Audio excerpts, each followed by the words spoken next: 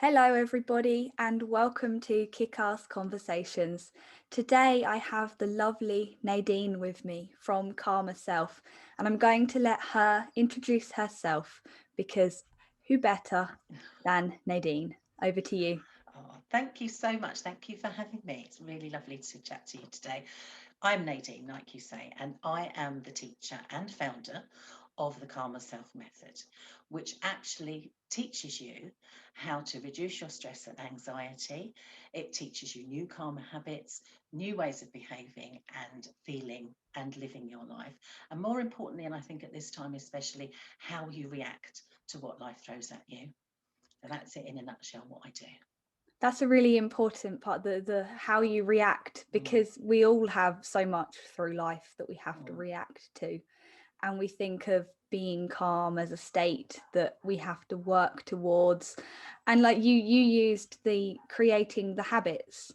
So what habits would you highlight that people perhaps could create for themselves to improve their ability to react to stress? yeah.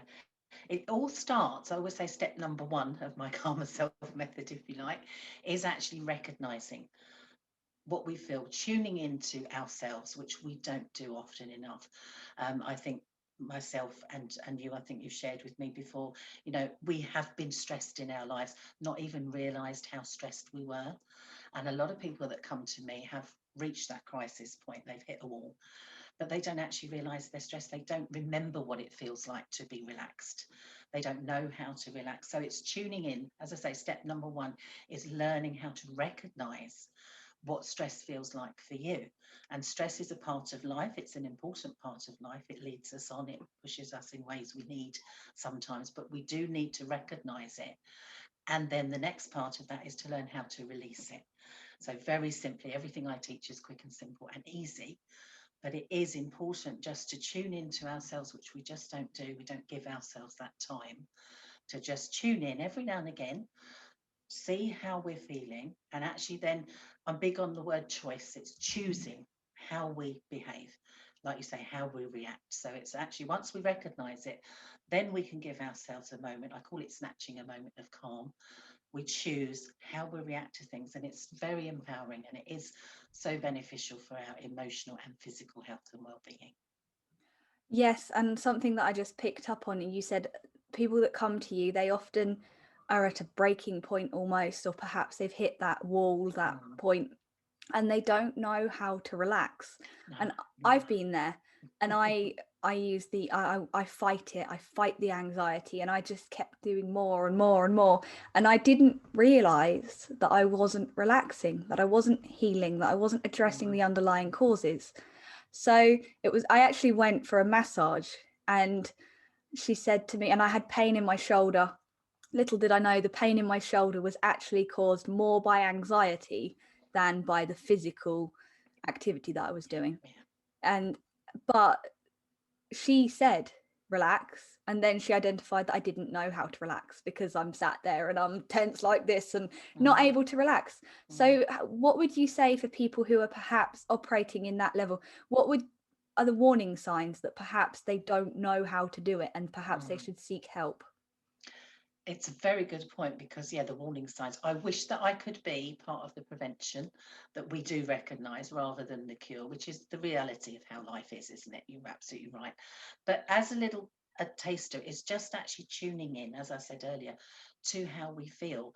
And if I had my way, I've got a background as a nursery school teacher, and if I had my way, this would be on the curriculum because it's something that if we were taught when we were young, we wouldn't have this problem. But life is what it is, and that's fine. But just actually breathing, a lot of my methods are breathing. And I'll just share with everyone very quickly. It's actually, as we breathe, it's not so much about taking the breath in, because that isn't very, we could do it now, just breathing in, taking a big deep breath isn't very relaxing. But the actual breath out is the bit that relaxes us. I'll call it the sigh, the power of our exhalation. So that is the thing. And actually just recognizing that we do it naturally anyway. Children do it. They sigh. They do their whole body sigh when they need to release. We yawn when we need to release stress. We don't, animals do it, We do it naturally. And again, it's just tuning in. So you're absolutely right. If someone points out that you're stressed and you haven't quite registered it, just take note, just actually go, oh, maybe, it's having a bit of an open mind to it, really. And also what I find with a lot of people is they're scared of relaxing because actually they don't think they'll be able to function.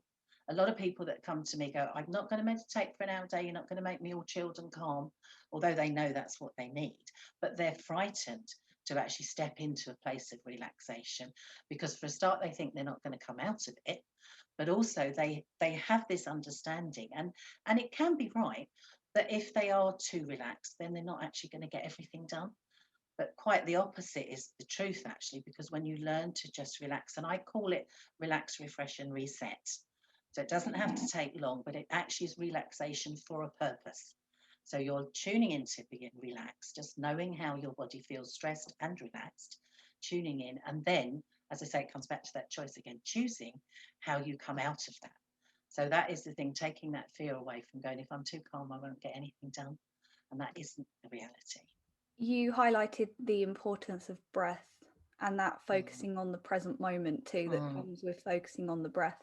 Yeah. And one of the things that I often ask people to do, and like you just said, we could do it now. So anybody who's listening, all you have to do, so this is one of the things that I would say, even if you don't have time to do meditation, you don't have time to do part of your routine, what you can do now is take that nice deep breath in, and and if you feel your shoulders raise, and then let it all go. So as you breathe out and relax down through your body, and if your feet are on the floor, send it all the way down to the ground, and you will notice, even doing it once, that you instantly feel calmer. You also become more aware of the tension that you are. Yeah. If you're at a computer and your shoulders come up, roll them back and just start paying attention to your posture, and that becomes a habit.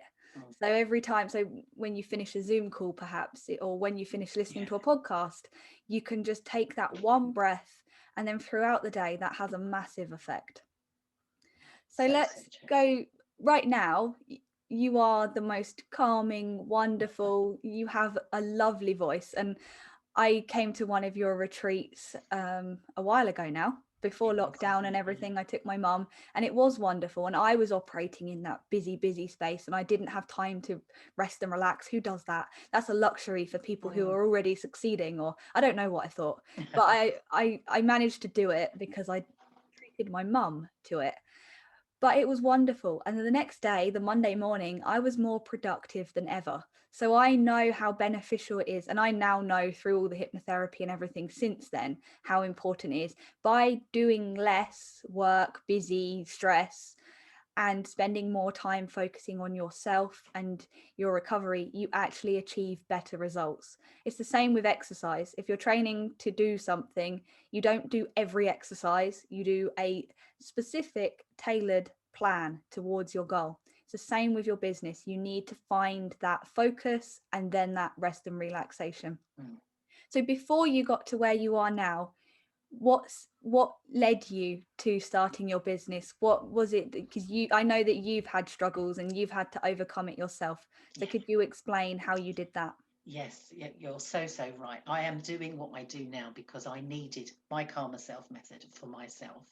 I'm not going to bore you with my life history, but I was very much, I was one of those people working really hard, playing really hard as well, 24/7. I didn't know how to look after myself. I didn't know I was stressed. I was exactly that cliche of just feeling this is how you do things. This is what you do. I was obviously in this feeling that I was so important the world couldn't function without me, so I couldn't take a break. That's not happening. I can't not do everything. And that's how I functioned, and that's how I thought you did things. That was the truth of it, until my mind and my body started to tell me something different. But I didn't listen. I was very resistant to the warning signs. Like you said earlier, what can people do to notice? I can say in hindsight, I always say I learnt everything the hard way. And now I teach people so they don't have to do it the hard way. But I did learn the hard way. It was a long, hard lesson. I went down a very deep path. Depression hit me badly. I kept repeatedly getting ill because I didn't know how to look after myself. And you're absolutely right. I didn't know how to relax even when I had the opportunity. I just had no clue. So, and I'm doing it now sometimes as I speak, I'm noticing, you said earlier, my sign of getting stressed was Yeah. exactly that. Oh, it's me. And if I have a long day on the Yeah, they just I go do- up. and They then go up. and it's like, no, relax. Yeah, and you're absolutely right. Just noticing, it's again that noticing and just changing makes such a difference, isn't it? So, but even something as simple as that, I couldn't get back in the day. So I went through a very, very long, and I made it very difficult process of learning how to change. But it was because my body, and as I say, my mind was getting involved. I was, not coping with anything mentally or physically very well. My body was telling me, and this is what happens a lot of the time, isn't it? If you don't look after yourself, your body will make that happen. So that happened with me in lots of different shapes and forms. Then I started to go, I need to do something. And the first thing I did was reach out to a counsellor. I started with talking therapy and that kind of thing. That didn't work for me because I wasn't ready for it. um, and I was quite scared. I didn't know what to talk about. I didn't want to open up. So that was, I'm not saying it doesn't work. There is a place for it, and I've revisited, and it does work for me now. But it didn't at the time. But then I started to get interested in, and I think the universe was showing me, in holistic therapies and the other ways, the energy work that people talk about all the time that I didn't know about: meditation, mindfulness, Reiki, reflexology, all the holistic stuff, Tai Chi, Qigong, yoga, all of that. So I sort of came at my recovery, if you like, in a completely different way, but it worked for me. So what I've done with that, I've learnt, as I say, a very, very long-winded way of how to help myself using all of these therapies with all the wonderful people that have helped me across the way, and a lot of them that still do, actually, because I still need it sometimes. And I've developed then my Calmer Self method out of everything that I've learnt. So I studied everything that worked for me, and now I've put it together so that I like to say, help other people the way that I was helped. So that's how I came to it. But I've been there. I can really understand when people are struggling. So I think it's wonderful that you've simplified everything. And I think that's what a lot of therapists, coaches, anybody who helps people do. They have this wealth of information, all of the different things they study, all of the different modalities, all the different experiences that they've been through. And I notice it, and being early on in business myself too, we try to tell everybody everything. But actually, just having the Calmer Self method, taking away the I do this and this and this and this and this, that just overwhelms people. yes, you're And I think absolutely it's right. wonderful that you've taken all of the key points that you've learned over all of many things and just the Calmer Self method, and it works and it's wonderful. Yeah. Yeah. And so what I was going to say is I've connected with a lot of people online over the last year, the pandemic and everything. But you're actually somebody who I met face to face. I've actually been to one of your face to face retreats locally. I met you at local networking. How have you found the transition to working online? Because at the moment, as we all are, I do the hypnotherapy online, I do the kickboxing online even. Yeah. And I know that you're working with clients online. How did you find that? Yeah. Well, to be honest, it's been a revelation, actually. I was always working with an amount of my clients online, but obviously what happened made us go online completely. So I wasn't seeing anybody face to face at all. And actually what has happened, it's helped me fine tune what I do, and helping people online seems to work just as well, if not better, than actually seeing people face to face. I've got people that used to come and see me in a therapy room that never want to see me again because they are calm at home, settled. They find a lovely place at home that is their little sanctuary. They don't have to worry about parking. They don't have to worry about getting in and out. And they really, really can embrace the relaxation because they are comfortable in their safe place at home. So that has been something that I didn't really realise was going to happen, but it's been a great benefit for everybody. So I really do enjoy that. Plus, it also, and you must find this as well, the world is there for us, isn't it? I've got clients in Australia and America and France, that I might not have had if this hadn't have happened. So there's a lot of gratitude in this change that was forced upon us, but it really does work. And everything that I do can be done over the internet. I do meditations with personal clients over speakerphone even, because they don't need to see me actually, unless they want to. So it's really lovely. And as I say, people are finding a lovely place in their home to just be. And my Calmer Self method, the reason I've called it Calmer Self is that I want to teach people how to do things for themselves. So if they're learning it in their own home, they're actually ahead of the game. So they're finding their lovely, quiet, calm space. They're feeling comfortable rather than taking what I teach them in a therapy room or a workshop away with them. So it actually has proved to be quite beneficial. And I think as things change, I will keep my online business because it has really proved to be so, so helpful. Yes, I agree, because and with the hypnotherapy, I've only done it online. Yes, And a lot of people still say to me, oh, well, does it work online? Oh, well, actually, I want to wait till face to face, or I'll find a local therapist. And I say, great, that's your choice. mm, But actually, it works so well online, especially if people have anxiety, because they yes, don't have to go to an office, they don't have to go yeah, to somebody else's space. They're in the comfort of their own home. mm, mm, And with what you said about creating the practices, if they're creating the practice at home with you, it will start to create that habit there and then. They don't yes, have to then take it away and then work out where they're going to do it at yeah, home, find that space, create that feeling, because they probably won't. They'll probably get in their car, yeah, think, oh, that was a lovely day, and yeah, then the next day they wake up stressed. yeah, Whereas if it's on in a specific area of their home, mm, you're there with them. You're yeah, not physically there with them, but yeah, it's almost like one-to-ones in people's homes, which yes, previously was a lot more difficult to do. yeah, So you're in a way, like I so said, there's right. always blessings to be found. There's always Mm, things to be grateful for. Yes, it's been a tough year, yeah, but there are many things that I've benefited from and lots of people have benefited from too. yes, you are so So right. Yeah, with the topic of meditation, and a lot of people don't know what it really is. They think thinking nothing, or something that they can't do. They can't sit still for 30 minutes a day, an hour a day. They think of monks meditating. I don't know. So how would you describe what meditation is for the everyday person who doesn't have time to meditate? yeah, you're absolutely right. This is what people's perception is, isn't it? It takes hours. I can't do it. I can't empty my head, that kind of thing. There are lots of ways of getting a benefit of meditation. You do it yourself, don't you, with your activities? You know, there's, I call it moving meditation, but it's not really that. It's actually focusing. I use a combination of meditation and mindfulness. So it's being present in the moment. It's focusing on one thing. It's not emptying your head. You know, there are times when it's nice to switch off a busy head and actually get into maybe sleep mode or changing focus on what you're doing. But it's not about emptying your head at all, because we're designed with a brain, we're designed to be intellectual. So it's not about that. But it is about, as I said earlier, snatching a moment of calm. So if you can learn to switch off, even if it's for a split second, that is going to benefit you physically and emotionally. And if you can only do it for a second, that is still meditation. That is still mindfulness. But you can build that practice if you want to. Again, it's about choice. You don't have to.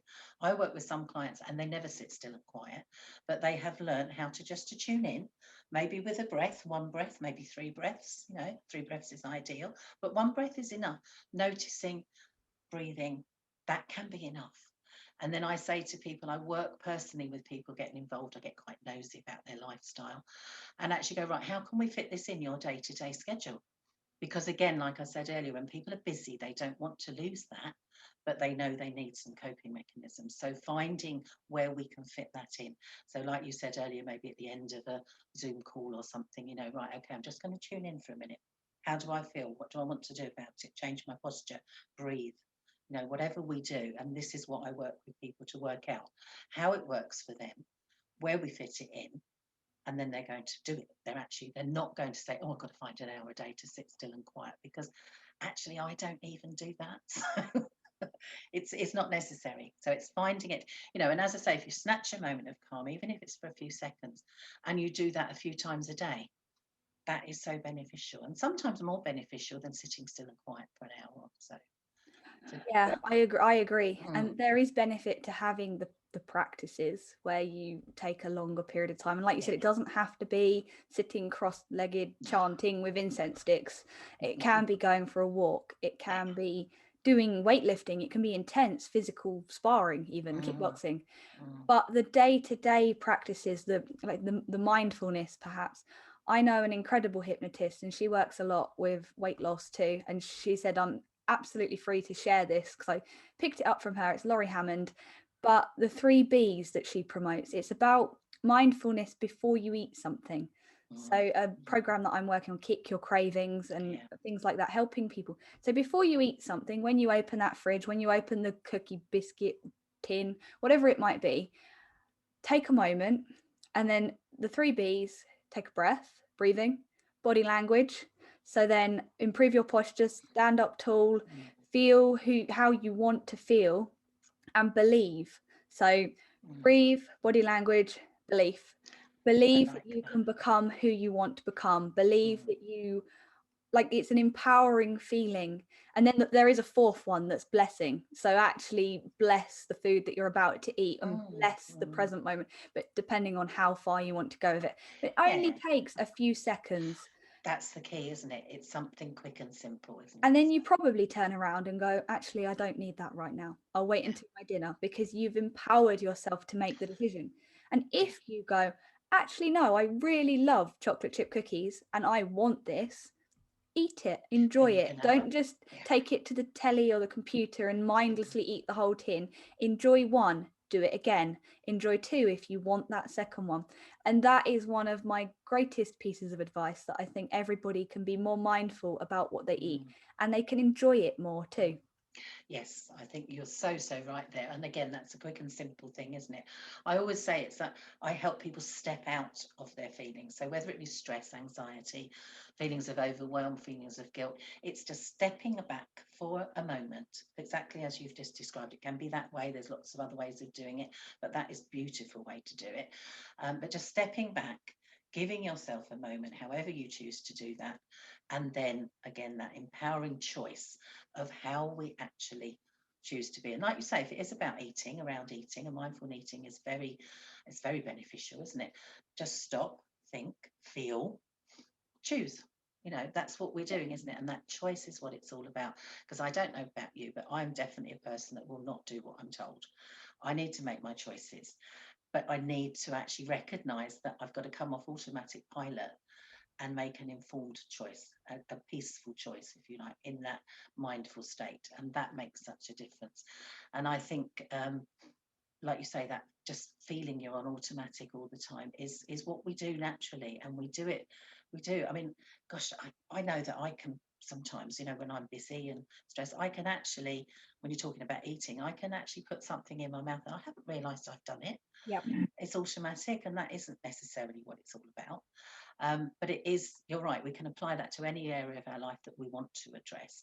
I'm working with a lot of people at the moment, how they react to families' triggers, because we're closed in a little bit, aren't we? And it's actually just noticing, you know, if you've got a child that can push all your buttons, which is a lot of what I'm working with at the moment, noticing what's happening, recognizing your triggers, and then actually just going, okay, I've got a choice here. I've got a choice how I want to react. And exactly like you say with the eating, we can still eat if we want to. When I'm working with stressed parents who have been homeschooling and doing everything, if they want to vent a little bit, if they want to, they still can. It's not saying they have to change what they're doing, but they've given themselves that step away just for a moment to choose. And then whatever they choose is right for them. And it sort of doesn't matter.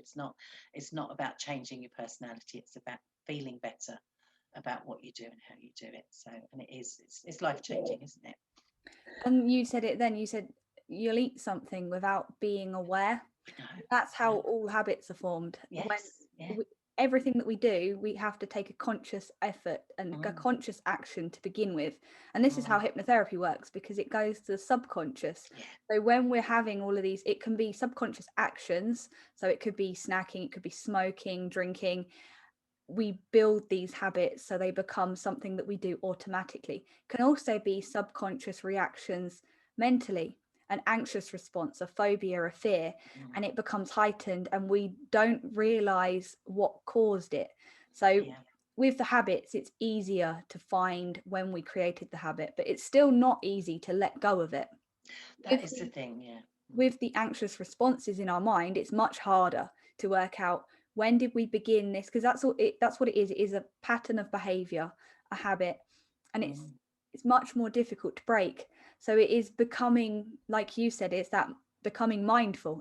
We've gone full circle back round to the beginning, Yeah, basically, yeah, in that if you are in that state and you're not aware how hard it is and how detrimental to your health it is, and because it's become something that you just do, you get up every morning and you're stressed about your day. Before you've even thought anything, you're thinking, oh god, I've got to get out of bed, or oh no, I've got to do that and I'm late and the deadline and I've got too many things to do. My to-do list has 50 things on it because it had 40 yesterday and I didn't do all of them. And then every day it's going over, and you need to break that cycle. yeah.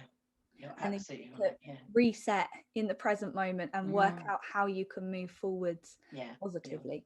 You are so right. Part of my method is setting up your own positive morning routine, because you're absolutely right. Before we even get out of bed, sometimes we've gone into overdrive. We've gone into overwhelm about what we need to do. We've started to feel physically sometimes quite quite rotten, quite horrible. And you said earlier, didn't you, know about going to someone with a physical pain, but there's an underlying reason, and there quite often is. And a lot of the work I do privately with clients is actually digging a bit deeper. I do a meditation that we call sitting with emotions. So actually getting comfortable with just being with whatever we don't like. And again, that's very empowering. It just frees us up to just, rather than pushing our emotions away, sometimes just letting them be can be really powerful. And then I do what I call gentle questioning, which sometimes is just going, well, what is this really? What am I really feeling? Because sometimes anger, for instance, can actually cover what's down deeper. I know when I used to feel a lot of anger, rage and anger a lot. And when I really, really sat and listened to what my body was telling me, it was sadness actually. It wasn't anger at all, it was sadness. And I wasn't letting that be. I was, strange as it might seem, I was more comfortable being angry than being sad. So I would be angry. And a lot of the time we do everyone's heard of positive affirmations and putting a positive slant on everything. And there is nothing wrong with that. But if we don't actually look at the underlying issues, then being positive all the time can be exhausting. And actually, if we can just deal with sitting with our emotions, whatever they are, then that is quite freeing. So that is, and again, that's something I learned. So That's a very powerful thing. Like you just said, the positive affirmations. mm, So I called my business I Am Fighting Fit. mm, And it was the becoming a champion gave me the belief in my ability that I can go self-employed, but I didn't fully believe it. I was trying to convince myself and into the business, into who I am, and I was still operating from I'm not fit enough, I'm not good enough. mm, Because I remember fighting from a state of panic, and I lost a lot of fights mm, because I remember the voice inside my head saying, I'm not fit enough, I'm going to lose, I'm not fit enough, I'm not yeah, fit enough. So what is that going to happen? If you're telling yourself this, and it's often subconscious, again, we don't realize that we're telling ourselves all of these negative things. And why are we so critical on ourselves all the time?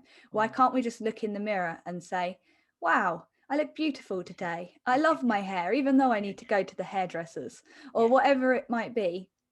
And I think that it does take, like you said, the meditation, the sitting and thinking about it, mm, and practicing acceptance, embracing vulnerability, things yes. that we're not taught. You said it should be I was never Oh, taught yeah. that vulnerability is not weakness. It took Mm, reading Brené Brown, listening to Brené Brown, and it's like, yeah. ah, something clicked in my mind that it's okay to be vulnerable. We're Yes. born Yeah. vulnerable. We die vulnerable. Yeah. We need human connection. It's not something to shut down emotion that we feel, good or bad. We Mm, all want the happy, the joy, the celebrations, and we all think, oh no, we're wrong for feeling sad. We're wrong for struggling. It's like, no, everybody has that. It's about achieving a balance. yeah. You're absolutely right. And I was exactly like that. I saw it as a weakness to be vulnerable.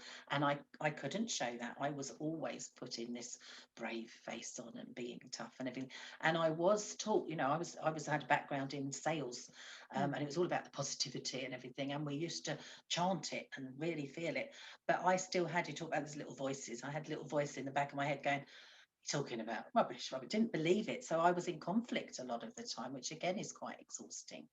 So finding a way to actually go, yes, be positive. I'm not saying don't be positive, but actually make sure that you're being authentic with your positivity and you're actually feeling it, because otherwise you're going to always have this battle. I call it like the devil and angel.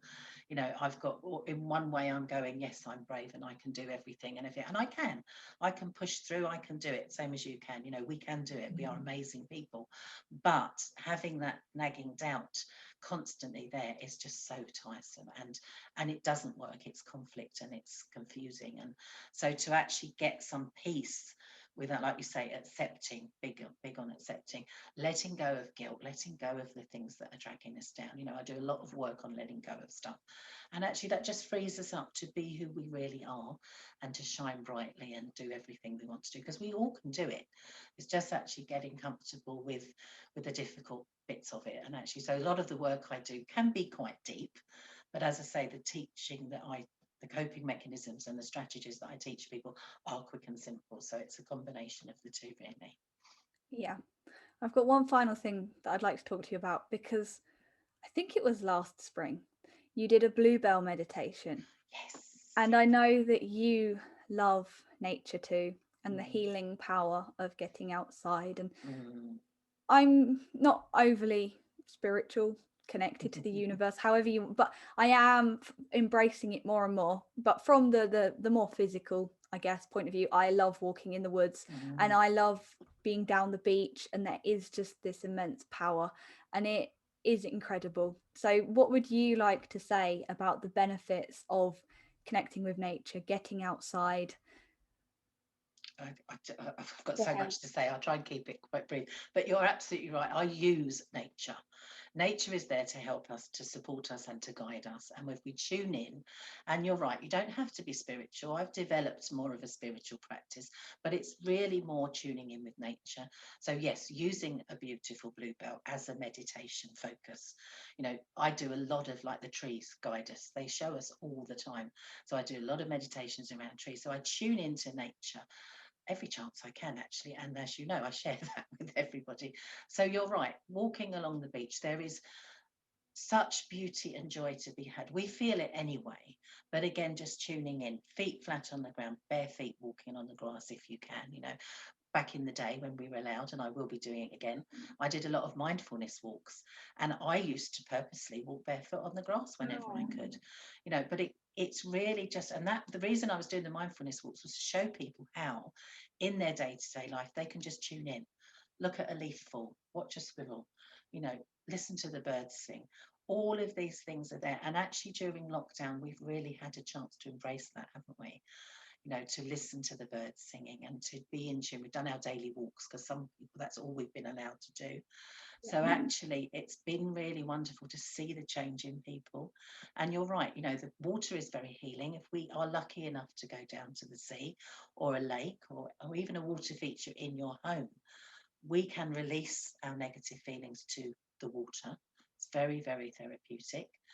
We can release to trees. I shout at trees sometimes when I feel the need to release, and the trees just take it from me, which is wonderful. And then, of course, we have a hug, but you know, it's the only hugging we can do at the moment, isn't it? But yeah, nature is there for us, and the seasons. And you probably know as well, I'm very into the moon cycles as well. The moon is there to help us. So it's all there, and it is all part of what I help people with. If people are interested in that, then I will share as much as I can yeah. with them. But if people aren't interested, then I just work with people the way that they want to work, really. So, but yeah, but nature is beautiful. I thought we'd finish on that because it won't be Mm, for everyone. And I'm yeah. embracing it more and more myself. It's not a big part of what I do. Mm, How much can, like you said, keeping it simple, the calmer self method is like, but I do actually want to do more outdoor. So I want to combine online and outdoor. mm, You mm. mentioned the walk. Before lockdown, I actually had a well-being walk in the woods planned for Yes, the final weekend of March. yeah. Guess what? It didn't happen I because know of it didn't COVID. happen, but it will. It It will. will It happen, will and happen. I have these big dreams. So my own big is the having retreats all around the world, being able to work Mm, with people all around the world, and because there's so many places, and it's so one like I keep in visualizations in hypnosis. I keep seeing myself up mountains. I run a hypnosis. I've created my own protocol called the comfort zone cliff, where I get people to jump off a cliff and create their own freedom, Yeah. things like this. And it's like, it's so powerful. And I do a lot with trees too, so a lot of, Yes. and Yeah. the difference, I guess the difference between meditation and hypnosis is that hypnosis is slightly more guided. So it's more Yeah. of creating a story in their mind, allowing them to let go of what they need to do. So one of my favorite ones is getting a tree and imagining that they are the tree, and that the leaves and the seasons, and when they let go of the leaves, that's all of the fears and anxieties holding them back. Then they grow new leaves. Yeah, with new things. exactly. And it's like, it's just the power of the symbolism of, Yes, yeah. And it's exactly what we're doing, isn't it? Following nature. You know, at the moment, because of the time of year and everything, with some of the meditations I'm doing with people, it's about sowing seeds for what they want for the future. It's about the bulbs that we planted in November are coming up now, they're springing up, you know, that kind of thing. So using nature all the time, and it's perfect. And I think you're right, meditation, hypnosis, there is a similarity, but you're right, it's more guided with the hypnosis, and it's more on that subconscious level, isn't it? You know, where meditation touches that, but it's not necessarily quite so deep, is it? So it's similar. It's similar in a way. And I always say with the meditation, it's more that I'm creating this lovely space for people to feel comfortable and safe, so that then we can look at emotions and everything. And that again is something that people can do for themselves. And I think, and correct me if I'm wrong, but with hypnosis, I think people can do self-hypnosis, can't they? But it's more, I think it's more that people come if to a it's therapist. hypnotherapy, like, so when people come for hypnotherapy, Mm. there's a specific thing Yes. that they need help with. Yeah. But a lot, like you empower people, again, people come to you when they are at breaking point, they need specific help. They can't just go on the Headspace app and meditate. Yeah. Same as with the you do get hypnosis apps too, but I Yes, do you teach yeah. people self-hypnosis, and once they've created that space, once I've taken them down into their hypnosis and they have created that, and they know how to access that again, so then speaking directly to their subconscious, Yes. I give them the ability to take themselves back there. Yeah. And they can do so easily. And again, this is why it works so well at home. They're sat somewhere already, and then creating anchors and things like that, so that they might repeat a word in their mind, they might make a gesture or something to recreate the emotion that the hypnosis has created. So it very much does empower people to do it for themselves too, outside of the sessions. That's the thing, isn't it? It's doing the work, isn't it? I would say it's do the work in the sessions, and then everything else is just putting it into practice as you go about your life. We don't want people to need us. Our whole Well, job that is the is, thing, isn't it? Yeah. Ideally, we get to that point. And I think where you said earlier about the difference between doing it online and in real life, I think people now, where people were, oh, I need to see Nadine every month or whatever, you know, it's changing to that way that they don't need me so much, which is a good thing. You know, maybe not, you know, maybe I'm doing myself out of business, but it's a good thing, because that's what we're both all about, isn't it? For learning yourself how to do it, you know. And it is, I mean, you said earlier about, you know, teaching it. We weren't taught it at school. We didn't know it when we were young. And I did I was asked to go into a local school a few years back actually to do exam stress workshops, which is great. You know, there's a need for that, calming your nerves and everything. But I did 12 weeks. And at the end of it, two of the girls who were on the course came up to me and said, it's not about exams, you know, you've taught us things about life. And I was so moved, because actually that is true. But for them to get that, you know, the exam stuff wasn't that important. It was about life skills. So I was really quite moved by them really getting that message, actually. So yeah, it really, okay, so this is a whole topic in itself for another I time, know. but how it should be part of the education system, and how We'll work on that. there just isn't enough support out there. Yeah, But exactly. there are people doing it. So like yourself, one of my best friends, Daniel Barfoot from Bexhill Upgrade Training and Therapy, he combines academic tuition with martial arts. Yes. So like this fusion training, things like that. That there, and I know, and the more people that I connect with, the more it fills me with hope that into the future we can create positive change. Yes, we're So doing it. before we finish, I just got one question to ask you. What does fighting fit mean to you? Yeah. I love that actually, because yes, it makes me think, because for me, it's not the obvious fit in the physical sense. For me, fighting fit is more about how you feel in your mind, if we are ready for the world, if we're ready for what life throws at us. So for me, fighting fit is making sure that we have the tools, we have the coping strategies, we are resilient, we've built that resilience in us, we've built our confidence and self-esteem so that we are in ourselves fighting fit. So I think that's sort of how it feels to me, that we're fighting fit when we've got it all together and we can cope. It's almost like my attitude is, yeah, bring it on. I can handle whatever life throws at me. Then I'm fighting fit. I love that. And funnily enough, I consider being fighting fit more of a mindset thing Yeah, too, yeah, because I've been physically fighting fit, but I didn't believe that I was. And yeah, I didn't feel, I would look at myself and I'd see a tiny bit of fat on my stomach, like skin, not even fat. Like, and I'd be like, oh, but what if I'd lost that? Or what if I'd got that bit stronger? Or what if, what if, what if? It's like when I managed to calm down and shut the what if up, yes, yeah, then I became fighting fit. yeah, So you can't be physically fighting. You can be physically fighting fit and not mentally fighting fit. yes. No, But you're you right. Yeah, but you can easily be mentally fighting fit, and then your physical ability, you're fighting fit for whatever your life. You don't need to step in a ring to be yeah, fighting fit. mm, So I think I definitely agree that it begins with the mindset. yeah, yeah. So how Perfect. can people connect with you if they would like to learn more about everything that you do? Yes, I would love people to find me on Facebook. That is just Calmer Self, and I'll spell that for you. It's CALMER Self, SELF. So that's my Facebook page. There's lots of little meditations on there that people can try. They're generic, so they're just for people just to dip in and have a go with. I've also got a Calmer Self YouTube channel. Where again there's meditations people can try. There's also some interviews on there so people can find out why I'm so passionate about what I do, because I talk a lot about what I've been doing and how I started and what my sort of reason for doing this is. But also I have a website which is calmerself.co.uk. So I would love anyone to get in touch and ask questions if they've got any. Wonderful. And I guess I will finish up and say thank you very much for joining me today. And I look forward to catching up with you again soon. Thank you very much. Thanks for having me.